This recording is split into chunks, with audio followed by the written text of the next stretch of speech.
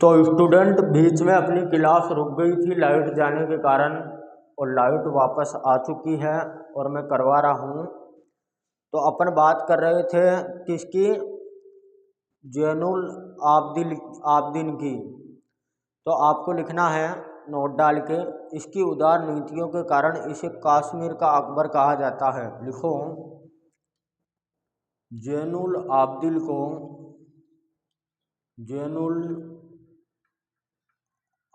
को इसकी उदार नीतियों के कारण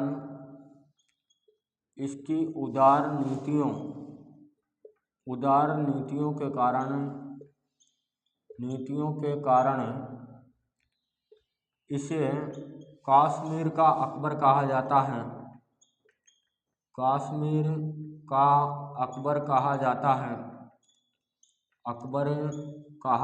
है। ये बात आपको ध्यान में रखनी है। क्वेश्चन पूछ सकता है कि किस शासक को कश्मीर का अकबर कहा जाता है।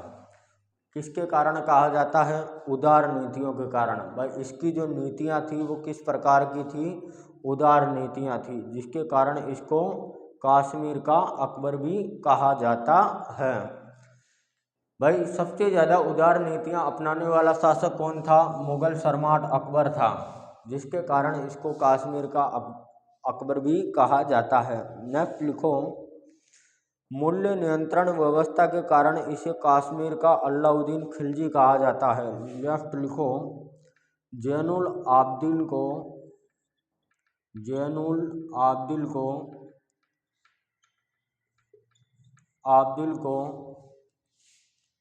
मूल्य नियंत्रण व्यवस्था के कारण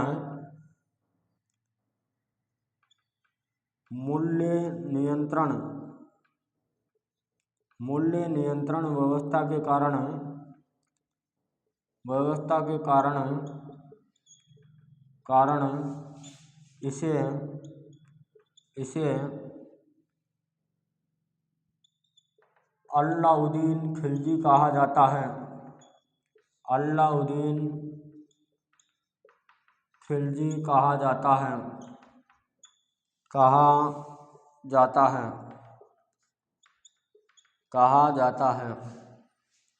अलाउद्दीन खिलजी कहा जाता है। इसके आदेश से महाभारत रात तरंगिणी का फारसी अनुवाद में किया गया था। इसके आदेश पर लिखिए, जैन आबदीन के आदेश पर भाई इसने आदेश दे दिया, जैन आबदीन ने आदेश पर महाभारत एवं रात तरंगिणी का फारसी अनुवाद किया गया था। महाभारत एवं रात तरंगिणी का फारसी अनुवाद किया गया था।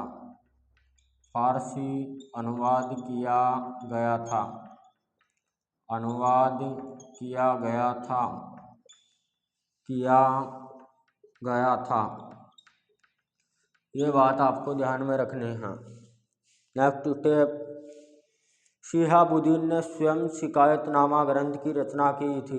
लिखो, शिहाबुद्दीन ने स्वयं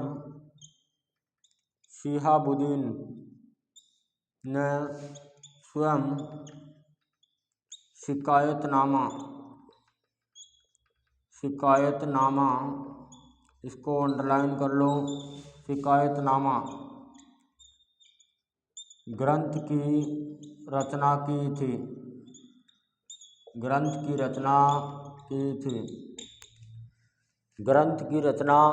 थी। नेक्स्ट लिखो, शिहाबुद्दीन ने वुलर लेक का निर्माण करवाया था। लिखो, शिहाबुद्दीन ने वुलर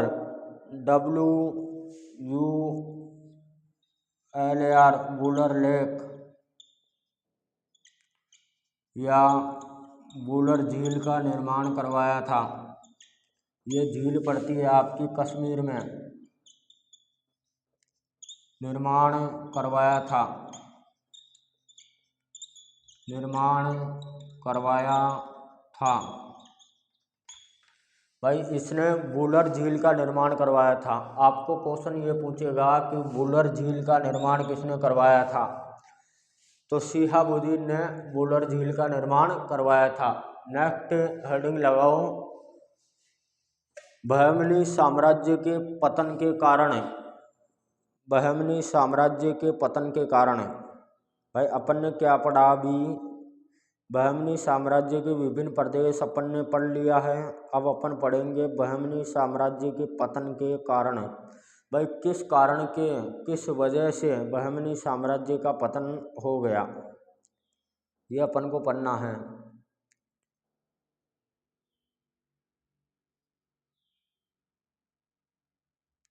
तो हेडिंग लगाओ, बहमनी साम्राज्य के पतन के कारण, बहमनी साम्राज्य के पतन के कारण। हेडिंग लगा लो,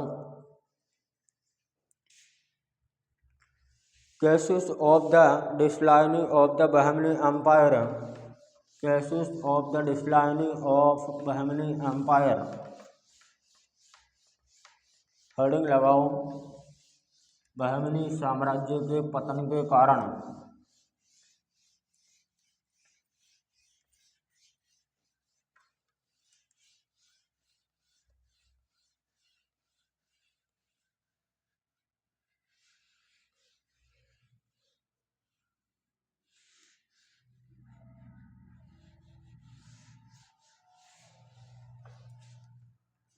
हेडिंग अपन को क्या लगानी है, बहमनी साम्राज्य के,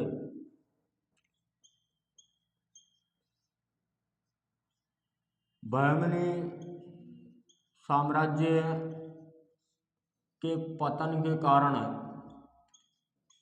पतन के कारण। भाई देखो कोई भी साम्राज्य है उसका पतन निश्चित है। इतिहास के अंदर चाहे तुम कोई सा साम्राज्य उठा लो, विजयनगर साम्राज्य उठा लो, मुगल साम्राज्य उठा लो, मौर्य साम्राज्य उठा लो, सबके पतन के अपने अपने कारण हैं। तो आज अपन बात करेंगे बहमनी साम्राज्य के पतन के कारण। इंग्लिश में इसको कहते हैं CAUSC, causes of declining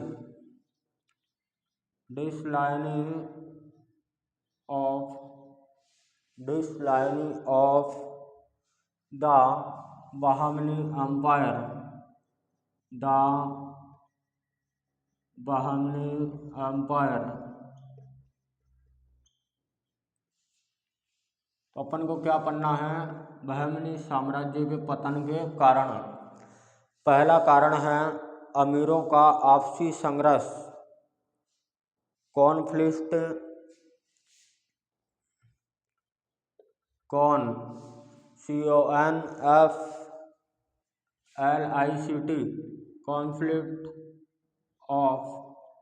among the rich,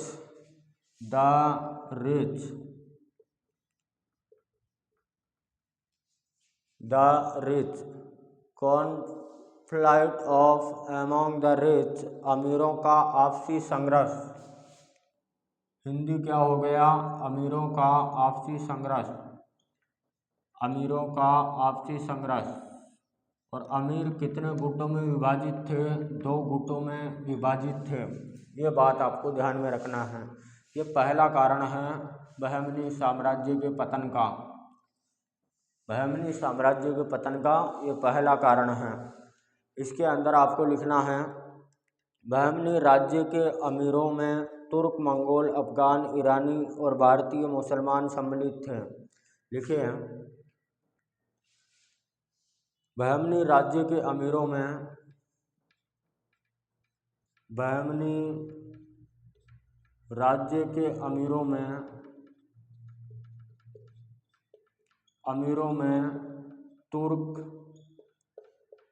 तुर्क, भारतीय मुसलमान भारतीय मुसलमान, ईरानी और अफगानी सम्मिलित थे। अफगानी सम्मिलित थे। भाई तीन मुसलमान हो गए, ईरानी, अफगानी और तुर्क, ये सम्मिलित थे। नेक्स्ट स्टेप लाइन चेंज करके लिखो। ये दो अमीर गुटों में विभक्त थे। यह दो अमीर गुटों में विभक्त थे। अमीर गुटों, अमीर का मतलब होता है यानी कि बहुत बड़ा साम्राज्य हो। अमीर गुट जिनके पास ज़्यादा धन हो, अमीर गुटों में विभक्त थे। तो ये दो अमीर गुटों में विभक्त थे। नेक्स्ट स्टेप आपको लिखना है। प्रथम गुट भारतीय मुसलमानों का था जो दक्षिणी भारत में था। पहला गुट भारतीय मुसलमानों का था। भारतीय मुसलमानों का था जो साउथ इंडिया में विभक्त था।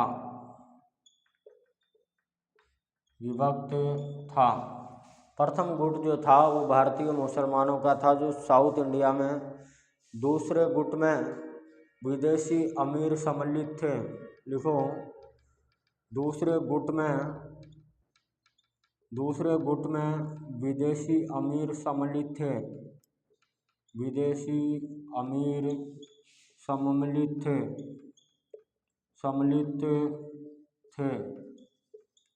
ये बात आपको ध्यान में रखना है। नेक्स्ट स्टेप लिखो। अमीरों के आपसी खूनी संघर्ष के कारण बहमनी राजवंश उसके सहानुभूति खो बैठी, उसके अमीर जनता की सहानुभूति खो बैठी। मतलब यह है कि अमीरों के आपसी खूनी संघर्ष के कारण, लिखो, अमीरों के आपसी खूनी संघर्ष के कारण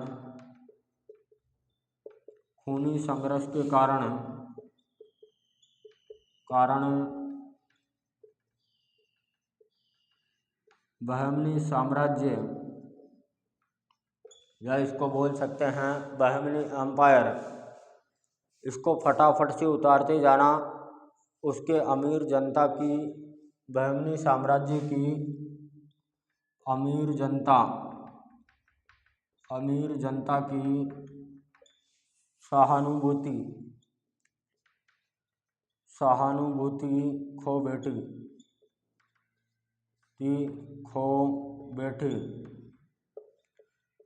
अपन क्या पढ़ रहे हैं? बहमनी साम्राज्य के पतन के कारण, और पहला कारण है अमीरों का आपसी संघर्ष। भाई अमीरों का आपसी संघर्ष किस प्रकार से हो रहा था? प्रशासन की तरफ ध्यान न देने के कारण बहमनी साम्राज्य की शासन व्यवस्था भी कमज़ोर हो गई थी। लिखो, प्रशासन की तरफ ध्यान न देने के कारण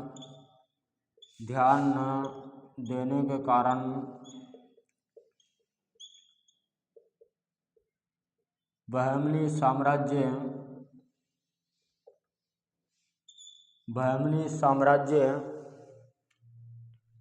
की शासन व्यवस्था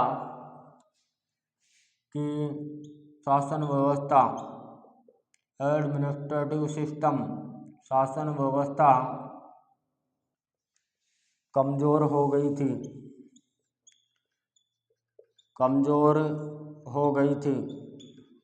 क्या हो गई थी? कमज़ोर हो गई थी।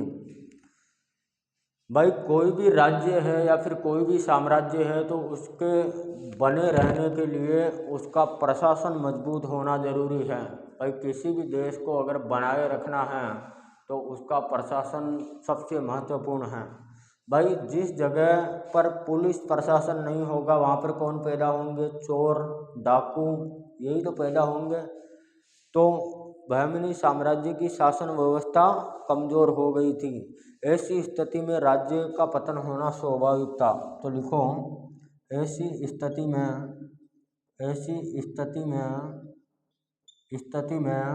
बहमनी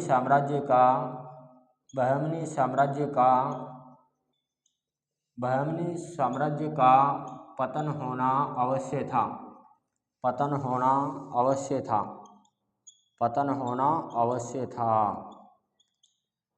पतन होना आवश्यक था। यह बात आपको ध्यान में रखना है।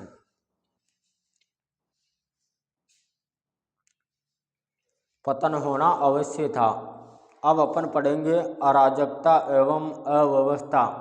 दूसरा पॉइंट लगाओ, अराजकता एवं अव्यवस्था। दूसरा पॉइंट, अराजकता एवं अव्यवस्था। दूसरा पॉइंट लिखो, अराजकता एवं अव्यवस्था। अराजकता एवं अव्यवस्था।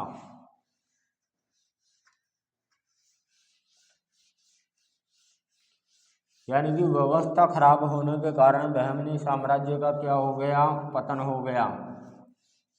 अराजकता एवं अव्यवस्था। दूसरा पॉइंट, कॉन्स्टेंट। दूसरा, कैश एंड डिसऑर्डर। दूसरा पॉइंट है कॉस एंड डिसऑर्डर।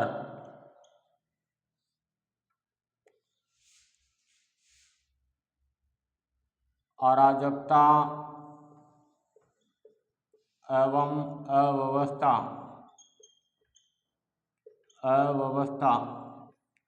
यह बहमनी साम्राज्य के पतन का दूसरा कारण है।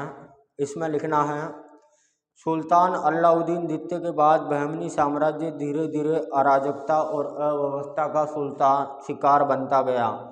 भाई इसमें लिखना है, सुल्तान अलाउद्दीन द्वितीय की मृत्यु के बाद, सुल्तान अलाउद्दीन द्वितीय की मृत्यु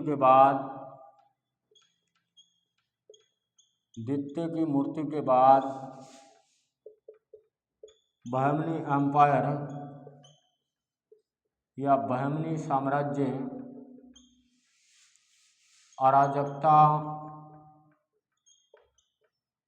एवं अव्यवस्था का शिकार बनता गया।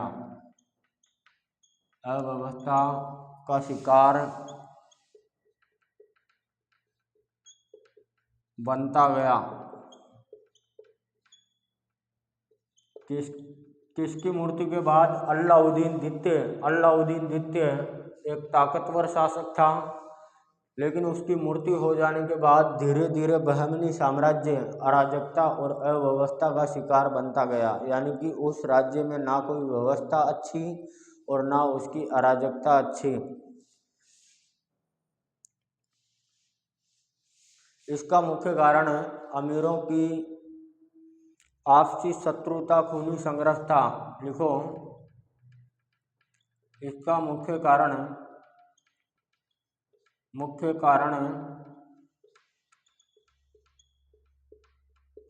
अमीरों की अराजकता एवं आपसी खूनी संघर्ष था।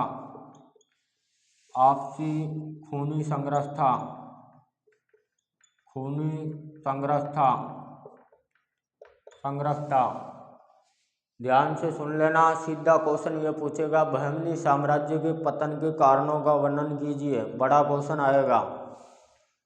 छोटा प्रश्न भी पूछ सकता है कि बहमनी साम्राज्य के कोई एक पतन या दो पतन के दो कारण बताइए। बहमनी साम्राज्य के पतन के कोई दो कारण बताइए।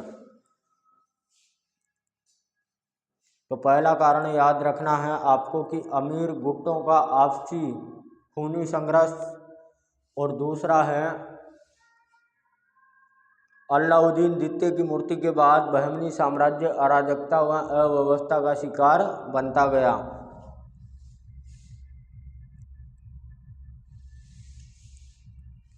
नेक्स्ट लिखना है, दूसरा मुख्य कारण बहमनी साम्राज्य के सुल्तानों की, लिखो, दूसरा मुख्य कारण बहमनी साम्राज्य के सुल्तानों की, बहमनी साम्राज्य के सुल्तानों की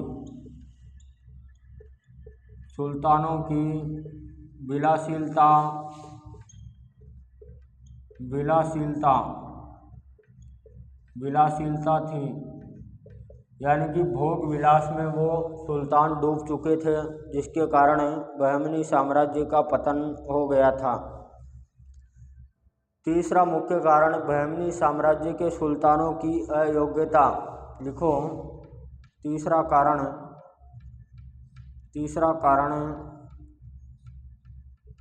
बहमनी साम्राज्य के सुल्तानों की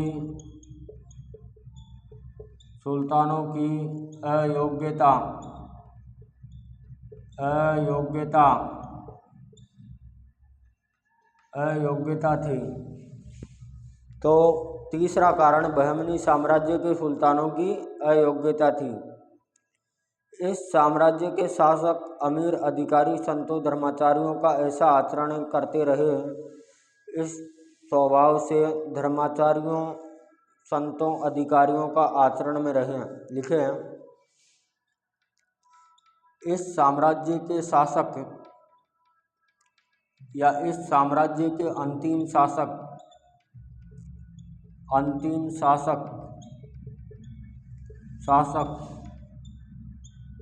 धर्माचार्यों संतों के नियंत्रण में रहे।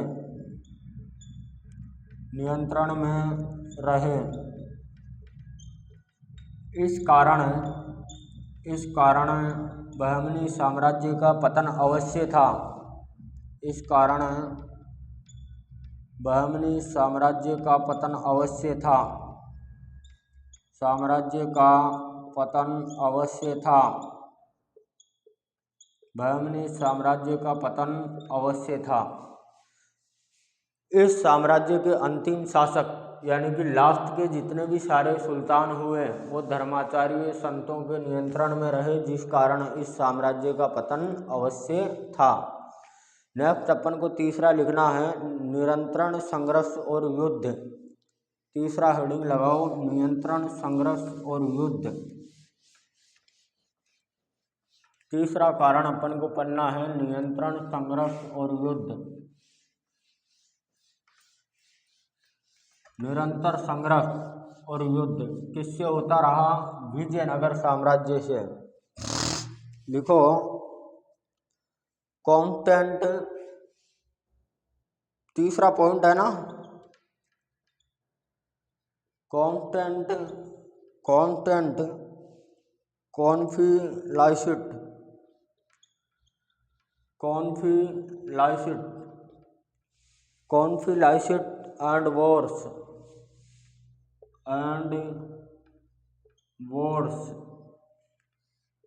कॉन्फ्लिक्ट एंड वॉर्स, हिंदी होगा निरंतर संघर्ष और युद्ध। लिखो, निरंतर संघर्ष और युद्ध।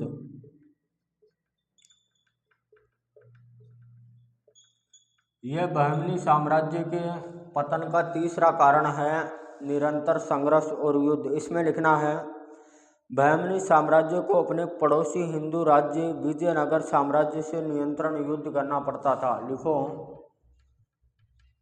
बहमनी साम्राज्य को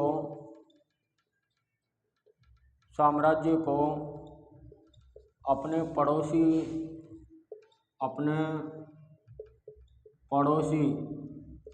हिंदू साम्राज्य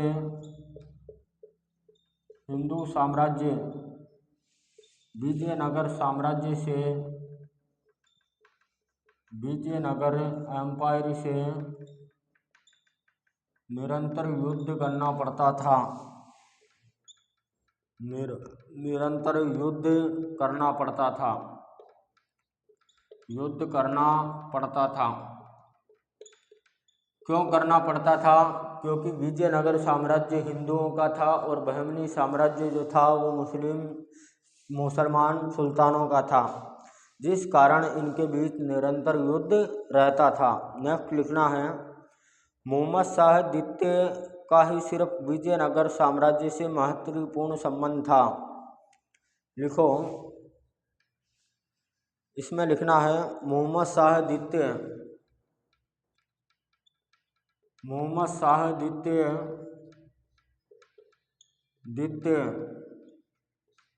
का ही विजयनगर साम्राज्य से विजयनगर एम्पायर से मैत्रीपूर्ण संबंध था।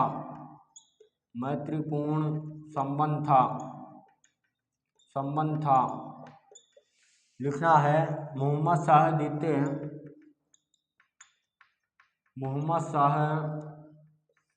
द्वितीय के शासनकाल में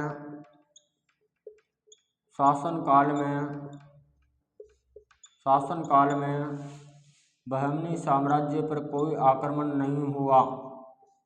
बहमनी साम्राज्य पर कोई आक्रमण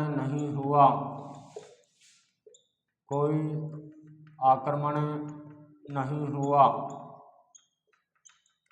भाई, इसका महत्वपूर्ण संबंध था, तो विजयनगर साम्राज्य के शासकों ने कोई आक्रमण नहीं किया। नेक्स्ट आपको लिखना है, विजयनगर साम्राज्य के पतन के बाद बहमनी वाले मालवा, गुजरात, उड़ीसा से संघर्ष करते रहे। लिखो, विजयनगर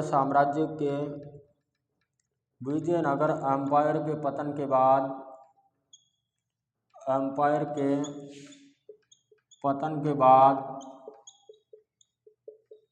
बहमनी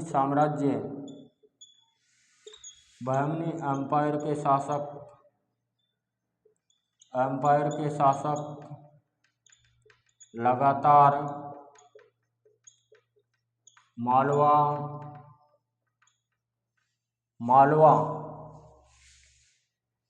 गुजरात, उड़ीसा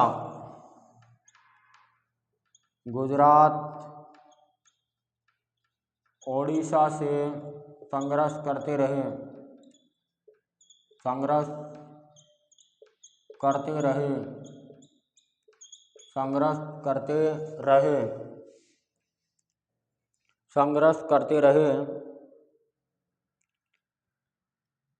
संघर्ष करते रहे। निरंतर युद्धों ने एक तरफ बहमनी के सुल्तानों की सैन्य शक्ति को क्षीण कर दिया। लिखना है, निरंतर युद्धों के चलते हुए, सिंपल लिखना है, निरंतर युद्धों के चलते हुए बहमनी साम्राज्य के सुल्तानों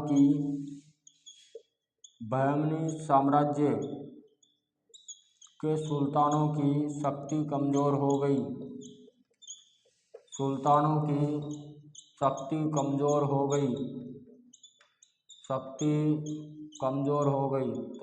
कमजोर हो गई तो पतन होना अवश्य है। भाई, जब सुल्तान की शक्ति कमजोर है राज्य में, तो उस राज्य का पतन होना जरूरी है। शासकीय कार्यों की प्रति अपेक्षा की नीति ने, नेक्स्ट लिखो, नोट डाल के लिखो, शासकीय कार्यों के प्रति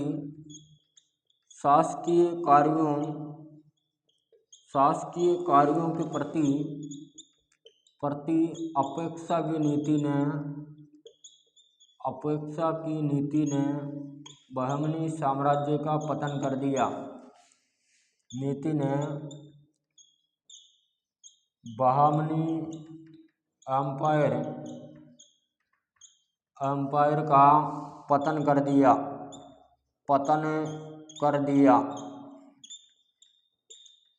भाई, क्या पढ़ा? शासकीय कार्यों के प्रति अपेक्षा की नीति अपनाने के कारण बहमनी साम्राज्य का पतन हो गया। तो अपन ने क्या पढ़ लिया? 3 कारण पढ़ लिए। चौथा अपन को पढ़ना है, अयोग्य एवं विलासी सुल्तान। चौथा पढ़ो। चौथा, अयोग्य एवं विलासी सुल्तान। जल्दी से हेडिंग लगाओ, अयोग्य एवं विलासी सुल्तान। जल्दी से हेडिंग लगाओ, अयोग्य एवं विलासी सुल्तान। भाई जो लास्ट के अंदर जो शासक आए वो अयोग्य एवं विलासी थे। जैसे औरंगजेब था उसी प्रकार से बहमनी साम्राज्य में भी विलासी सुल्तान पैदा हो गए और बहमनी साम्राज्य का क्या हो गया, पतन हो गया। तो अपन को लगाना है हेडिंग, अयोग्य एवं विलासी सुल्तान। अयोग्य एवं विलासी सुल्तान। तो 4 नंबर डाल के लिखो, incompetent and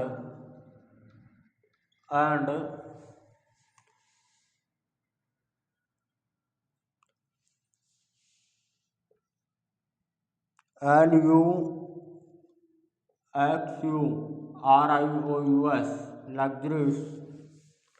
luxurious Sultan, SULTAN सुल्तान।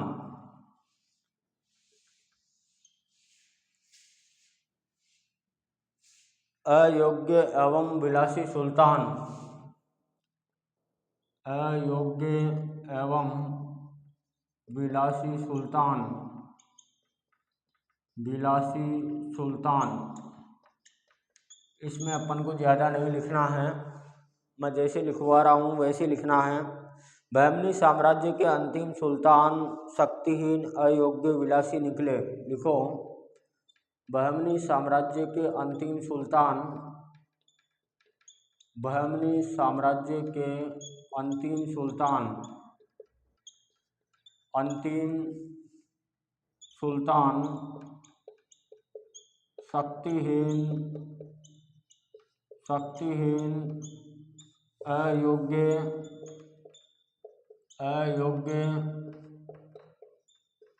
विलासी परवर्ती के निकले।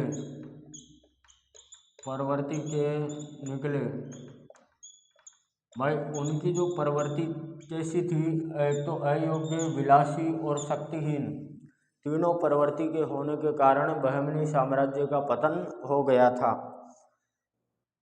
हुमायूं जालिम हुमायूं के नाम से विख्यात था। तो एक तरफ मोहम्मद शाह तिरते शराबी जरा के संदेह पर सयोग्य वीर मोहम्मद गवा की हत्या करवा दी। लिखे, मोहम्मद शाह तिरते ने मोहम्मद गवा की हत्या करवा दी। मोहम्मद शाह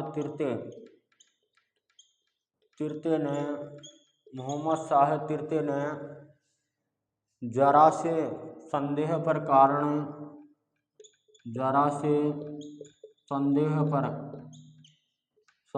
पर पीएम मोहम्मद गवा की हत्या करवा दी। मोहम्मद गवा की हत्या करवा दी। ये बात आपको ध्यान में रखना है। किसकी हत्या करवा दी? मोहम्मद गवा की। उतारो भाई, जल्दी से उतारो, ज़्यादा टाइम हो चुका है क्लास को।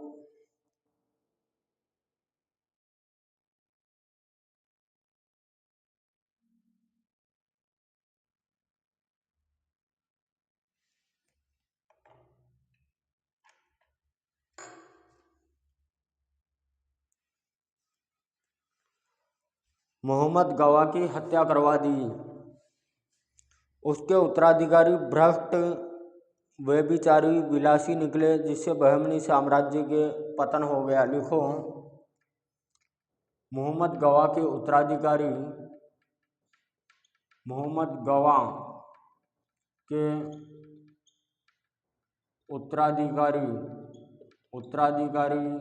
उत्तराधिकारी का मतलब यानी कि बाद में आने वाले शासक भ्रष्ट दुराचारी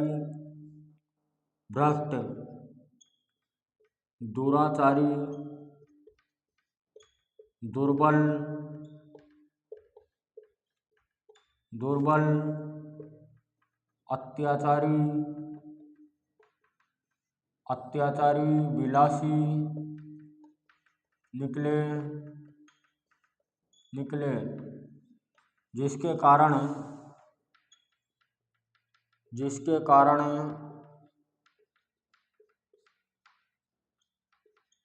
बहामनी एम्पायर का पतन हो गया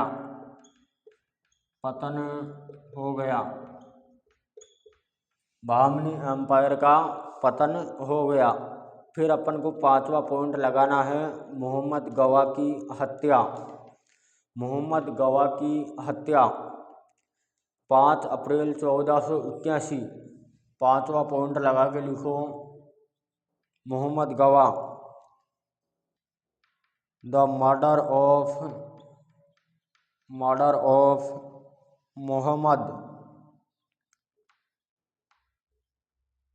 मोहम्मद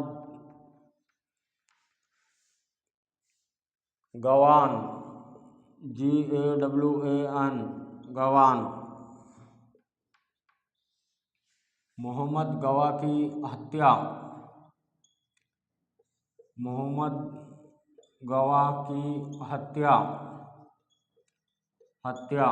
कब की गई? 5 अप्रैल 1481। तो लिख लेना 5 अप्रैल 1481 AD को मोहम्मद गवा की क्या कर दी गई? हत्या कर दी गई। इसमें आपको लिखना है 1458 से लेकर 1481 तक मोहम्मद गवा ने बहमनी साम्राज्य की रक्षा की। लिखो 1458 से 1481 AD तक मोहम्मद गवा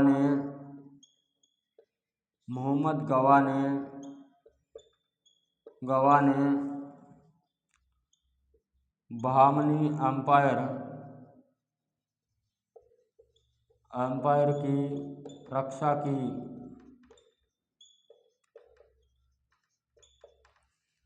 भाई उसने 1458 से लेकर 1481 तक बहमनी एम्पायर की रक्षा की।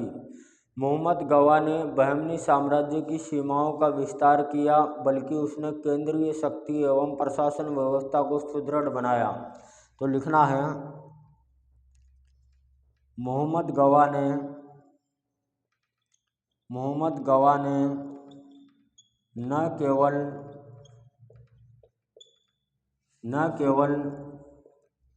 सीमाओं का विस्तार किया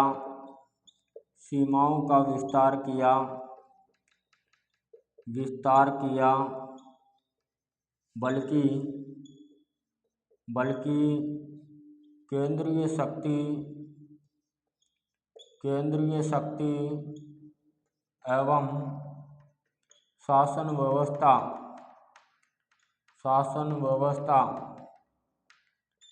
व्यवस्था को भी बनाया था।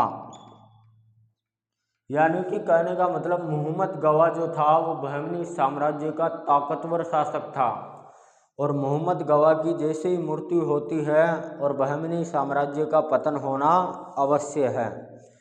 तो लिखो 5 अप्रैल 1481 को मोहम्मद शाह तृतीय के आदेश पर उसकी हत्या करवा दी गई। लिखो 5 अप्रैल 1481 AD को मोहम्मद शाह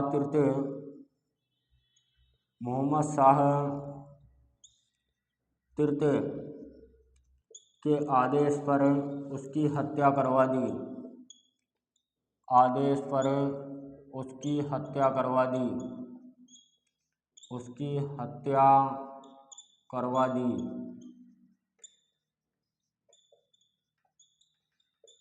उसकी हत्या करवा दी गई। और इसकी हत्या के साथ साथ बरार, बीजापुर, गोलकुंडा, अहमदनगर के सुल्तानों ने स्वतंत्र शासक घोषित कर दिए। लिखो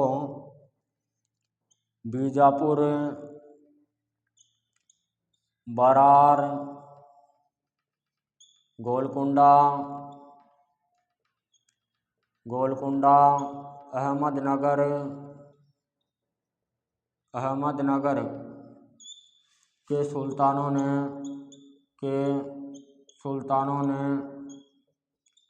सुल्तानों ने अपने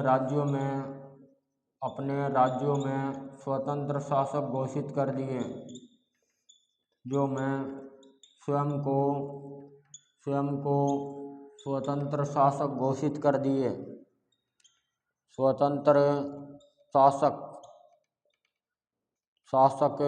घोषित कर दिए,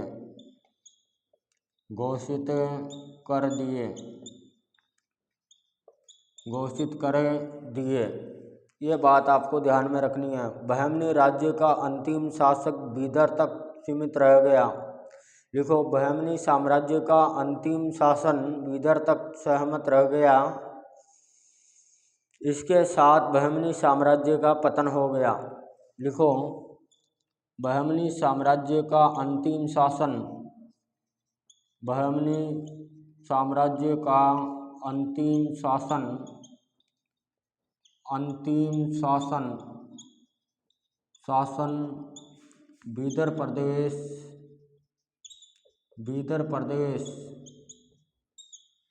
तक सीमित रह गया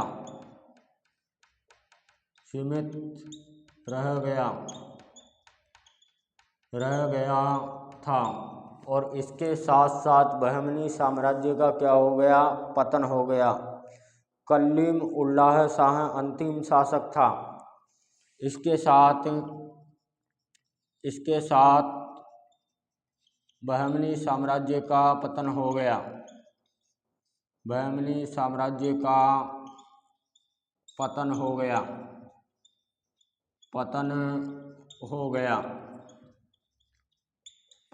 गया और अंतिम शासक कौन था?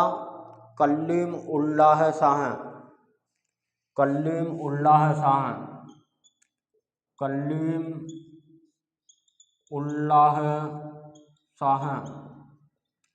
ये बहमनी अंतिम शासक, बहमनी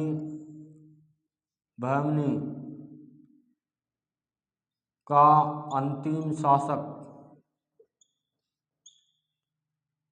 ये आपको ध्यान में रखना है कि बहमनी साम्राज्य के 5 प्रमुख कारण मैंने इनका वर्णन करवा दिया है।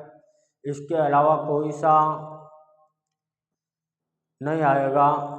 सबसे महत्वपूर्ण है कि विजयनगर साम्राज्य से दुश्मनी और मोहम्मद गवा की हत्या, ये बहमनी साम्राज्य के मुख्य कारण हैं। इसके अलावा प्रशासनिक व्यवस्था, सैन्य शक्ति कमज़ोर होने के कारण बहमनी साम्राज्य का पतन हो गया। तो ये बहमनी साम्राज्य के पतन के कारण हैं। यह आपको अगर बड़ा क्वेश्चन आए तो 5 लिखना है, छोटा क्वेश्चन आए तो 2 लिखना है। मैं चलता हूँ, क्लास कंप्लीट होती हुई, और यह आपका संपूर्ण बहमनी साम्राज्य कंप्लीट हो चुका है। मैंने पहले क्लास डाल दी है, उसको भी देख लेना और इस क्लास को भी देख लेना। दोनों को देखोगे तब जाकर आपको पूरा कंप्लीट समझ में आ जाएगा। तो इस क्लास को यहीं पर समाप्त करते हैं। फिर अपन नेक्स्ट क्लास लाएंगे, अपना नेक्स्ट टॉपिक